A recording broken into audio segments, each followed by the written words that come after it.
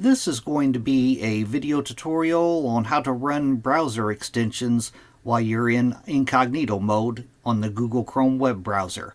I will be using a desktop PC for this. Let me jump over to my browser here. I have the Chrome web browser opened up now. To set your browser's extensions to work while you're in incognito mode, it's very easy to do. First thing you want to do is go off to the upper right hand corner, up to where you see the 3-dot hamburger menu. You want to click on that.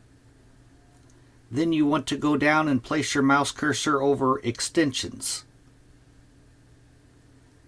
And you'll go straight off to the left side here, and you want to click on Manage Extensions.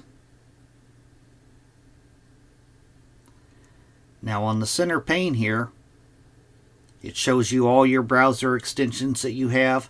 Say that I wanted to use AdBlock here. I wanted to set AdBlock to run while I'm in incognito windows. I'm going to click on Details. Then I'm going to scroll down just a little ways, and right in here, Allow in Incognito. You want to toggle this on. By default, it will not be toggled on. You have to manually toggle it on. And that is how you run a browser extension while you're in incognito mode. Thanks for watching.